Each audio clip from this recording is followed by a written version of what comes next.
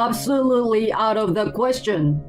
I can't celebrate our wedding anniversary with an ugly wife. Do you really believe you're worth that much? You're disgusting. Thank God I'm going on a business trip soon. I don't want to see your face. You're a daughter of a construction company, so find a nice place for me to stay. Well, I'm not counting on the help of your little family business that's on the verge of bankruptcy. Believing that I could rebuild my relationship with my husband, I had gathered my courage to ask him. My hope was cruelly crushed by his sneer. The gentle smile he gave me, saying he would take good care of me, was all a lie. His true intention was to be the husband of the CEO's daughter. Even though my father was the founder and CEO, his office was set up in his humble home. As soon as my husband found out, he thought he understood everything about my family business. Since then, he has been looking down at me with animosity. And on our wedding anniversary, he made it clear that he was spending an unforgettable night with the adulteress he loved. He left me behind in despair, with a lecherous smile on his face. My family is in a construction business. I had been living with my parents and working as an admin assistant to support their business since I graduated from university. I didn't want to rely on them, so I decided to move out when my grandma passed away. I took over her house and started living alone. Afterward, I met my husband John through a friend. We were amazingly true with each other in every way, including our values. We got married quickly in a favor. John and I started a new life together at my house. We spent happy days, elated at our first promise to celebrate our wedding anniversary every year. However, such joy was marred by the creaking house with stained walls. It's an old house. I let out a small sigh, remembering the conversation I had with my father the day before. He recommended that we rebuild the house for our new life. Of course, it wasn't that I didn't want to, but the house held too many memories of my beloved grandmother. A new life with my loving husband, or keeping the memories of my late grandmother.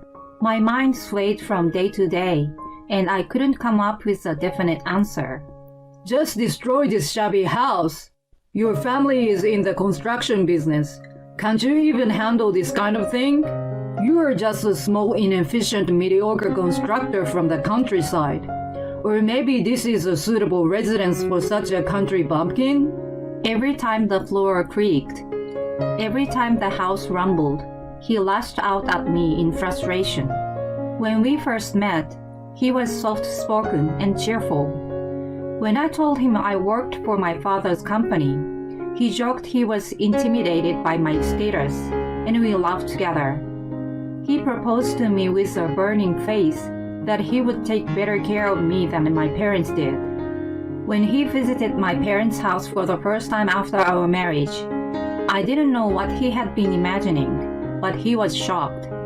The house was just ordinary, and the office was a small building on the same property. There were construction materials piled up in the yard. Since then, he always came up with an excuse not to visit my parents, and gradually began to make degrading comments to me. Later, I heard he told everyone at work that he was going to marry the daughter of a president of a company. I never told him that my family owned a big business. After that, the conversations between us declined dramatically. As a matter of course, we slept in separate bedrooms. If you get pregnant by mistake, I feel sorry for our unborn child. Have you ever looked at yourself in the mirror? Whenever we saw each other, he criticized my family background and appearance. Eventually, I began to avoid him as well. One day, I went shopping after work and ran home soaking wet from the unexpected rain. Shivering and cold, I went to the bathroom to take a shower. My feet felt the cool dampness of the bath mat, even though I had changed it in the morning. Perhaps it had not dried properly. I hesitated a little, but I wanted to get warm as soon as possible. I took off my wet clothes without thinking too much. However, I stiffened at the uncomfortable feeling that was not just my imagination. There was humidity and the water droplets were still on the shower curtain and walls. I cleaned the bathroom the night before. Even if I had forgotten to turn on the exhaust fan, it was hard to imagine that the room would remain so wet until late afternoon the next day. There was even a faint scent of shampoo that wasn't ours lingered. After I showered, I texted John to see if he had come home during the day. He replied with a simple, "Of course not." Indeed, that shouldn't have been a normal case. He should have been at work at this hour, working hard. But then, I found another odd thing in the gap between the washing machine and the wall. His favorite watch. I was certain that I saw him leave the house this morning wearing it. I put on rubber gloves and went to the bathroom once more. I pulled the drain in the bathtub and then became sure of it. I knew it. There were strands of long hair, obviously not the same color as mine or John's. Also, a couple of limestones that appeared to be parts of nail art were stuck on the hair. I rarely got my nails done. Next, I went to John's bedroom and found the same long hair and the same scent.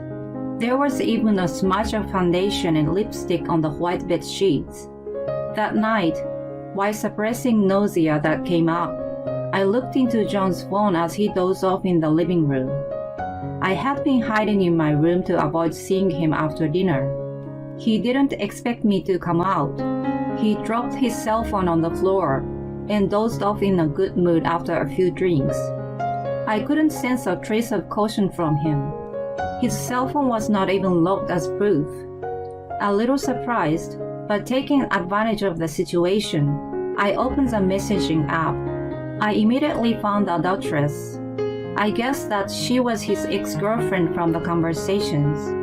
She was the daughter of an affluent family and left him when she got engaged to another rich man. However, he couldn't get over her and contacted her when she was preparing to move into a luxury apartment her fiancé's parents bought as a gift for the upcoming wedding. Her fiancé couldn't move in with her yet, and she was having trouble living alone in a new place. It seemed that John took advantage of the situation, and as if to compete with the happy tone of her messages, he boasted that he was about to marry the daughter of a construction company. I guess that he decided to marry me to get his story straight. How lame. He had no scruple to take advantage of me just to show off, and I was taken for a ride without realizing it. I felt really stupid. I threw his phone on the floor and went back to my room and cried out loud. I couldn't think straight and didn't even want to think about it. Our relationship was in an ice age, but I hadn't given up on us, and I couldn't be calm about it. I just kept crying like a child until my tears dried up. I was so tired that I fell asleep before I knew it. When I woke up, I heard the sound of John closing the door on his way to work. I jumped up in a haste and cooled my swollen eyelids off. I contemplated again about what I wanted to do. All I could recall was the image of John, who was so kind to me. I couldn't believe that it was all an act. He could have easily divorced me when he found out that I wasn't what he expected, but he didn't. I thought there was still a chance for a fresh start. That day, I made his favorite stew and waited for him to come home. I normally made it from scratch, and he complimented me that it was the best. I had fond memory of him eating it with an infectious smile on his face. When he came home, he didn't say anything directly to me, but he ate it happily. "Hey, it's our anniversary this weekend. Do you remember our promise? Why don't we go out together? It's sad and lonely to live like this without being able to talk to each other. We don't have to do anything special. I just want to be with you." I want to see the same things with you and have conversations. I gathered up the courage to tell him. I wasn't sure if it was nervousness or fear, but tears welled up in my eyes. I looked into his face as I wiped them away, believing that he was going to take me seriously. But, Ew, you're gross. A reclusive pig suddenly asks to be with me on our anniversary. What's so special about you that you deserve to be celebrated? An anniversary is only worth spending money on if you have feelings for each other. Otherwise, it's just another day, nothing special. There is no anniversary with you at all. I don't remember our stupid promises. Stop saying weird things all of a sudden. I feel nauseated now. he glared at me with disdain, as if he were looking at trash. Then he stormed out on the pretext of going out to buy beers. I retreated to my room and cried again in devastation. That night, he was again carelessly lying in the living room. I wondered if he enjoyed mocking me in his head as he got drunk. I looked at the messages on his phone and found that he had a reservation for a fancy dinner with his adulteress on the day of our anniversary. Ironically, the same day seemed to be the anniversary of their relationship. Everything about our marriage was a mistake. There was never love on his side in this marriage from the beginning. I realized that I was just a misjudged status for him, and it was nothing more than a tool to maintain a minimum level of life. I crumbled down on the spot where he slept peacefully beside me. I trembled without tears. I'm leaving next week for a month on a business trip, so check out the short-term apartments for me. Your family is in the construction business, so you can at least get information on good properties through your connections, right? But then, maybe a business on the verge of bankruptcy doesn't have that kind of power. It was almost December. He was still the same as ever, and after showing an enthusiastic display of sarcasm, he left for work, a month-long business trip. Normally, I would have been upset with the last-minute notice, but I no longer had the energy or emotion to do so. I already knew that the trip was nothing more than a lie, but to make the last memories with his adulteress before her marriage. Checking his phone became a regular occurrence. I felt guilty and disgusted with myself, but at the same time, it was providing me with useful information. Have a good trip. Good luck. I saw him off with an innocent smile, as if I knew nothing the following week. When he was out of sight, I made a phone call. Hello? Yes, please get it going from today. And then I rushed back to my room to get ready. I had been waiting for this moment. I expressed my impatience and ran out of the house in high spirits. 1 month later, while I was at work, I received a call on my cell phone repeatedly. I left it alone as I was busy, but even though it was on vibration, it was still annoying. I asked my parents for permission to step out and answer the call. Yes? What the hell, you pig? What's going on? I came back and found the house was gone without a trace. The land's on sale too. Explain what the hell is going on. John was yelling so loudly on the other end of the phone that I didn't even need to put it on speaker. Well, you told me to get rid of the house as soon as possible. That's why I asked my father. I don't know if this is supposed to be my privilege. Why are you complaining when I did what you wanted? I answered him nonchalantly, suppressing my laughter while imagining him being furious and panicked.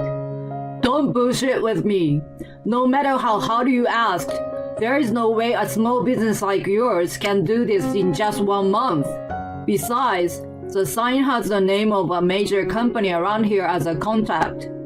I don't see how a company like this would do a small no-name business a favor. Who is behind this? Don't try to fool me. I told you I asked for it. You took one look at my parents' house and assumed that it was small and mediocre. Have you actually done your research on my family business? I certainly didn't say it was big, but neither did I say it was a family-owned small business. He seemed to hear the bells in his head and hastily searched for something on his phone, probably about the company on the sign. He was so stunned that no words came out of his mouth. No wonder. The company's website showed a picture of my father as the CEO. We are a construction company, but we also run various related businesses. Not only our home construction office, but demolition and building are part of it. Recently, inflation caused a decline in business, so they've all been happy to help me demolish and sell lots. You know, the demolition took only a week? It was the last big job of the year for them, and the land was sold at a pretty good price. I thought of it as the last Christmas gift for my beloved grandma. I was grateful to receive it. I had been agonizing about it for a while, but in a way, I think you helped me make the decision. Thank you so much. John was still speechless despite my cheerfulness. I couldn't see his face, but he must have been pale and sweating profusely. Don't tell me you threw away all my stuff. My computer, my work files, damn it. Do you have any idea what you have done? He was half sobbing and began to worry about what happened to his belongings. No way! I'm not that heartless. My stuff went to my parents' house and yours went to the right place. It's a little early, but it's my Christmas gift to you. Please accept it. Oh, by the way, the boxes are supposed to arrive today. The sender's name is yours, and I've written down the address. I assume they would come asking about it. I'm sure you guys will be able to talk it over and come to an agreement. Where the hell did you send them? He trailed off. He must have been so panicked that he forgot to hang up the phone with me. As I expected, and as he didn't, the recipients of the package had appeared. Can you please explain what's going on? Oh. The man, to John's horror, was the fiancé of his adulteress. I had sent his boxes to their condo. I had already confirmed the address from John's messages. I also took pictures of him and his adulteress at the hotel and their condo and sent them together with the boxes. The fiancé's family was well known locally, and of course the picture was sent to them as well. On the other end of the phone, John and his adulteress were pointing fingers at each other. The fiancé who witnessed this was outraged. Their engagement was called off, and possibly a court case was pending. When the storm passed and John realized that he was still on the phone with me, he was furious and started cursing at me. You are trampling on my life, you bitch! I'm going to ruin your life too! You are worthless! I will make you regret destroying my life for the rest of yours! You deserve everything you got. How dare you say that without even thinking about what you did? I won't forgive you ever. This is definitely the end. I hung up the phone on him, and then immediately called his work. I also found traces of his wrongdoings at work while I was checking his phone. Next, I called his parents and told them everything. I refrained from doing all this in case he made a sincere apology, but I had no reason to anymore. John was fired from his job that day, and his furious parents disowned him. Overnight, he lost his job, his house, his wife, and his family. I was sure he wasn't able to stay in the town any longer. After that, we officially divorced. Of course, I negotiated a large sum of alimony. His adulteress was also abandoned by her furious parents. Her ex-fiancé brought her to court for swindling, and she was charged with huge compensation. They brought shame to the son of a wealthy family and tarnished the new luxury condo with their adultery. The amount of money he demanded must have been nothing compared to that of an ordinary citizen like me. John and his adulteress, who lost their place in each other's lives, supposedly made a fresh start in a shabby apartment somewhere. A man with a career scarred beyond repair and a naive young lady together as a couple. They will most likely have a hard time making a decent life for themselves. Rumor has it that they are having fierce arguments every day and are just living to pay their debts. I, on the other hand, bought a new house with the sale of the land. I try to live a modest life without the help of my parents and spend each day to the fullest. The failed marriage makes me realize that I'm not a good judge of people. I was quickly caught up in passion and wasn't able to see clearly the true nature of the person. I have reflected on my naivete. I was indeed hurt, but I won't waste this experience. I'm determined to grow and become a better person. I want to cultivate the ability to see people and become confident. I set a big goal for the rest of my life and made a wish for the sunrise. My name is Emily, and I have been married for 5 years, and I am a stay-at-home mom. I have always had a hard time having children. When we got married, my husband Jackson and I talked a lot, and we almost called off the marriage once. Jackson still wanted to marry me, and as a result, we have come to this point. I have been seeing an obstetrician regularly, but so far, no problems have come up. Then one day, I received a text from Jackson, and I couldn't believe my eyes. This isn't something I should do over text, but I need to tell you something important. What's wrong? It's hard to tell you. Huh? What is it?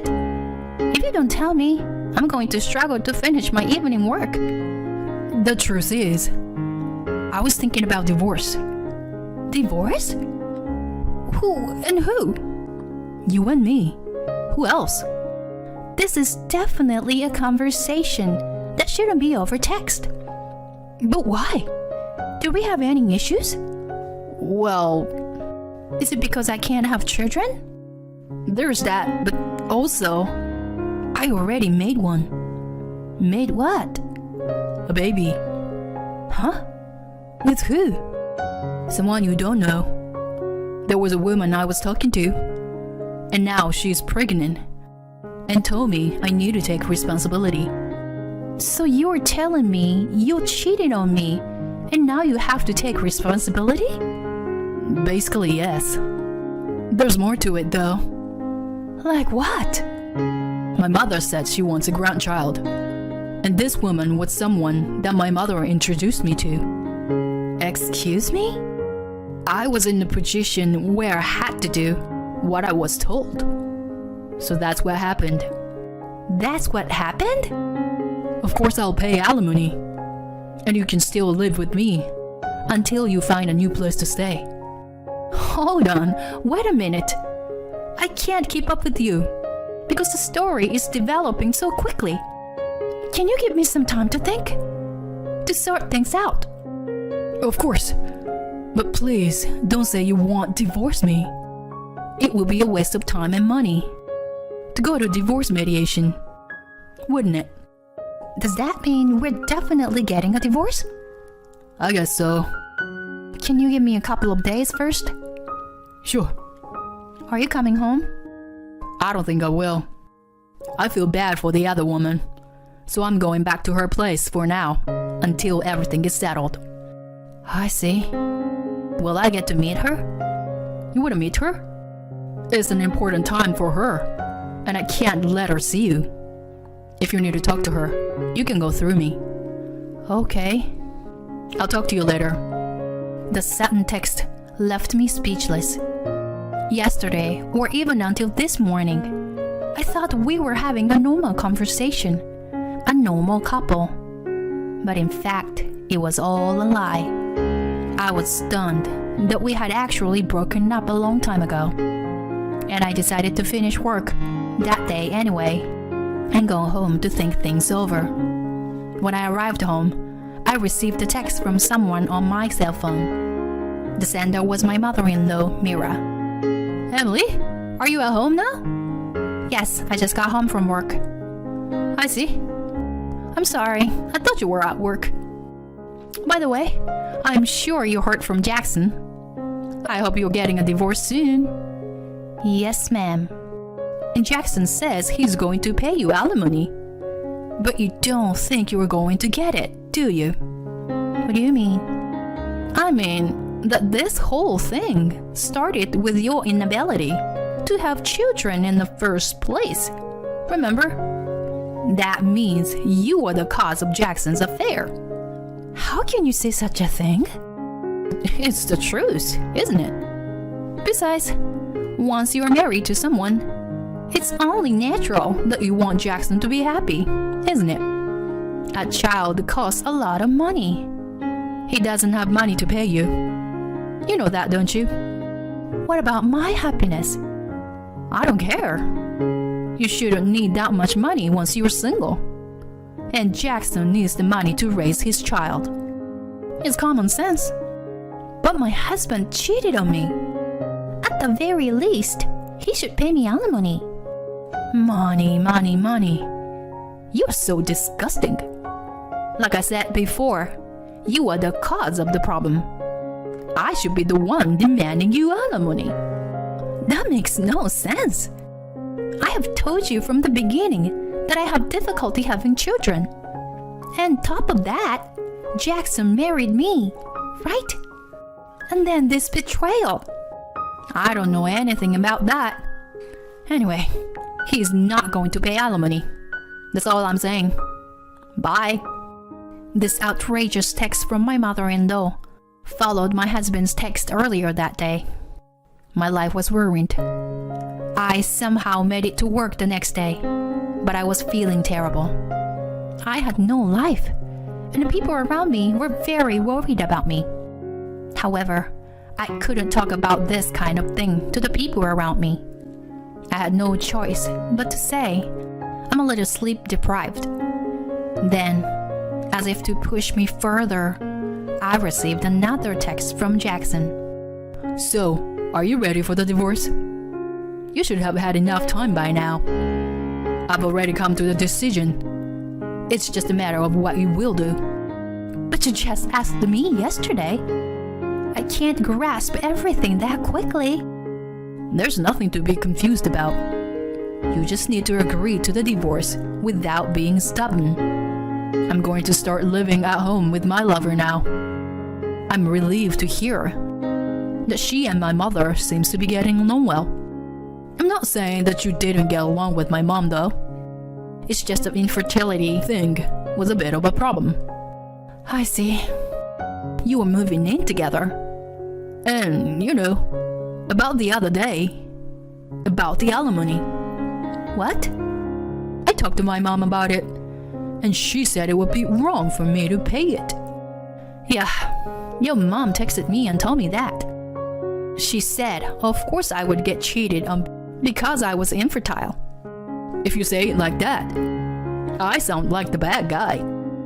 That's not what she meant. This is the best thing for the both of us. I'm also talking to a lawyer about our situation. A lawyer? Oh, but don't get me wrong. I'm not looking for a lawyer to come in between us. I'm just asking for legal advice. I see. About the alimony. How about offsetting it with the fact that we can't have kids? I think that's a pretty good compromise. What do you think? What do I think? We talked a lot about my inability to have children before we got married. We even talked about not getting married at all. But you said you were okay with that, so we got married, didn't we? Did I say that? I remember it was kind of vague and ambiguous. It was like, let's just think about it after we got married. What are you talking about? It's a matter of great importance to me. And you can't just decide on a simple matter like that. But you don't have any proof, do you? Then you don't know the truth, right? But I know it's hard with so much information. But please, come to a conclusion as soon as possible. You don't want to have to go to a lawyer, do you? If I don't get an answer by the end of the week, I'll file for divorce on the grounds of marital breakdown. We're adults, so please cut me some slack. Bye now. I was speechless at how one-sided the argument was. But Jackson's text made me feel determined while I was in a mess and in shambles. I immediately consulted a lawyer. However, with only the testimony of Jackson and my mother-in-law, there was not enough evidence. It would be difficult to win a lawsuit in the current situation, and although it is not impossible to ask for alimony, it would take a long time. So it was not recommended for me to take action. I was at a loss for what to do. On my way home, I received a text from my mother-in-law on my cell phone again. Have you made your resolve yet? Resolve? What are you talking about? You know, about your divorce with Jackson. Why is it taking so long? I should be demanding alimony from you. Feel free to do that. Your son is the one who cheated on me. What are you talking about? You don't have proof of that. I have the testimony from you and Jackson. That's not enough evidence, I'm afraid. But I've checked with my lawyer, so I'm sure. It's impossible to prove him cheating on you with just our testimony. I'm not even going to ask for alimony. Oh, really? I don't want to end up like you guys. And to be honest, I don't even want to see your faces anymore. Oh, you were trying to act tough, huh? I allowed Jackson to marry you because he insisted. So, let's just say we paid you for letting you stay married to him. I'm done with this. I'll get a divorce, and I will never speak to you again. Please don't contact me either. Fine, sounds good to me. Well, Emily, goodbye now. As much as I didn't agree, I didn't want to waste any more time. I decided to get a divorce in a snap. Jackson was surprised at my change of heart, but I guess he thought he would better do it before I changed my mind. He quickly signed the divorce papers, and our marriage came to an end. 3 years later, I remarried to a divorced man with a child. We were enjoying our life together, and then I got pregnant. I had completely given up on the idea of having a baby. So my husband, who knew the situation, and I were overjoyed at the surprise. Then, on the way home from my first visit to an obstetrician, other than for fertility treatment, I received a text message on my cell phone from a person I did not expect. Hey, Emily. Could it be Mira? Yes, it's me. Don't wear my name out. I heard that you got pregnant. Is that true? Where did you hear that? So, it's true then. I forgive you for everything that happened. So come back here. I'll adopt a baby if you insist. Excuse me?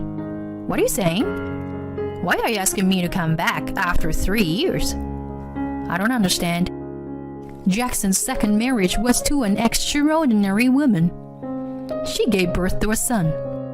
When he got his blood type tested, it turned out to be type B.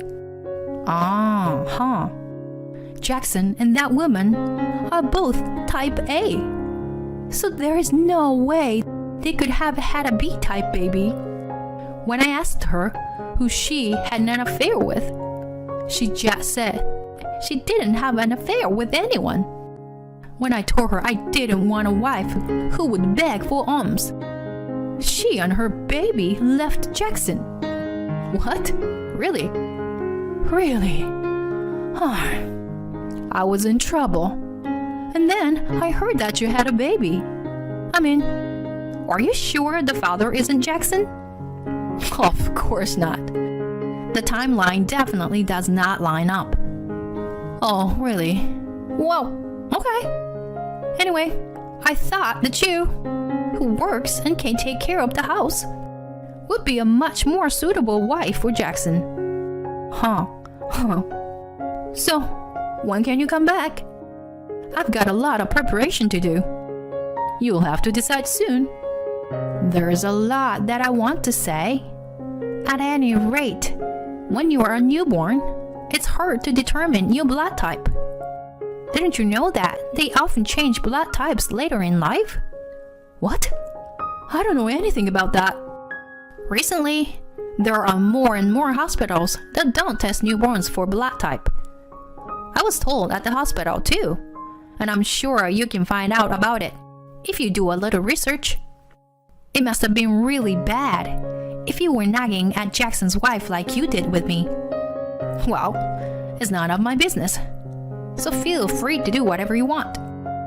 Don't say that, Emily. Let's meet and talk first. It'll be fun. No, thank you. I thought we were never supposed to contact each other again. Well, it's fine. We're family, right? No, we're not. I'm divorced from Jackson, and I am a stranger to you now. Have you forgotten? I haven't forgotten. But once, we were a family. How can you be nice to someone you thought was your family, but then simply kicked out from the house? I don't care about you. So please don't contact me again. Wait, just talk to me. I won't be seeing you anymore. Goodbye. After that, several texts came in. I ignored all of them, and this time I even received an incoming call. I was thinking about consulting with a lawyer. I had asked last time because she was so persistent. Next, I received a text from Jackson. Sorry about my mother. She was having some thoughts and went off on a tangent. Some thoughts? Huh. It was a pretty bad outburst, and I'm still getting a lot of phone calls. What? Really? I'm thinking of getting a lawyer involved. I'm sorry. I'll get her to stop right away. My mother has been really troublesome. She would test the blood type on her own. And because it was different, she would make a big fuss about mendicancy. So what? You didn't say anything? I had my doubts too, but I didn't say anything. I see. My wife got stubborn and took the liberty of doing a DNA test on her own. When I asked her about the test results, she was furious that they proved paternity. I'm divorcing you, she said. She even demanded alimony. Isn't that terrible? Huh, I see. Are you tired? You don't seem to be reacting much. I'm just not interested in what you have to say. Hey, don't say that. If you start talking like that now, you are going to have a hard time from now on, okay? Like my mom said, you were going to come back here, right? Huh? When did it come to that? Because my mom said that you were wanting to come back. You're just being stubborn right now. And then I should give you a gentle welcome. That's disgusting. Are you seriously saying that? What? I remarried and I am very happy with my life. My in-laws also treat me very well and I love them. I don't want to get involved with you or your mother ever again. Do you understand? No, but if you don't come back, I'll be on my own. Emily, are you okay with that? I'm fine with it. Even if I demand alimony and you go broke? It doesn't matter. We were married once. You should help me out if you still have love for me. Your mother said something similar. You're the ones who broke off that relationship. But I'll never see you again, and I'm blocking your number. Are you kidding me? Emily, please, come back. This is the last time you'll hear from me. Goodbye. After that, I left everything in the hands of the lawyer I asked for as quickly as possible. This is what the lawyer told me. Jackson and his wife ended up going to court, and after a while, they got divorced. Jackson's financial situation is very bad due to paying alimony and child support, and the story seems to have gotten out to his company from somewhere. It seems that even within the company, rumors began to sneak around behind his back. In the same way, rumors about the divorce spread through his relatives. And now, his family does not associate themselves with him or Mira. But I don't really care about that. I am busy preparing for my baby. But hearing this was a good stress reliever.